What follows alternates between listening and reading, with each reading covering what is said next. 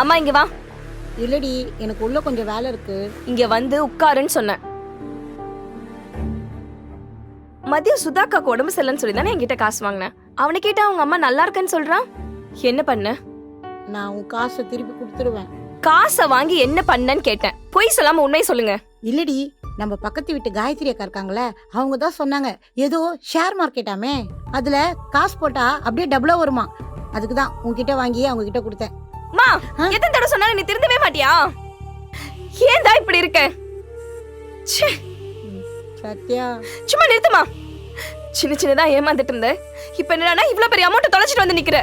4 காசு சம்பாதிக்க எவ்வளவு கஷ்டப்பட்டேன் தெரியுமா? ஆபீஸ் முடிஞ்சதும் சிக்னல்ல இருந்து 2 கிலோமீட்டர் தூரம் நடந்து வந்துட்டு இருக்கேன். ஆட்டோக்கு செலவு பண்ண யோசிச்சுட்டு நீ என்னடானா வீட்டுக்குள்ள இப்படி காசு தண்ணி மாதிரி செலவு பண்ணிட்டு இருக்க. உன்னால எந்த வேலையும் பார்த்து உதவதான் முடியல. அட்லீஸ்ட் எனக்கு பாரமா இல்லாமையாவது இருக்கலாம்ல. ச்சே.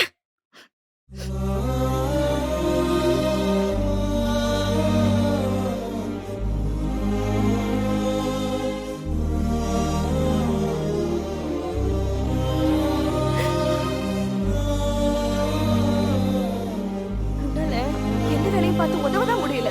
அட்லீஸ்ட் எனக்கு பாரமா இல்லாமையாவது இருக்கலாம்ல. இதோட ஃபுல் வீடியோ பார்க்க ஹேண்டில் கீழ இருக்க ப்ளே பட்டனை கிளிக் பண்ணுங்க.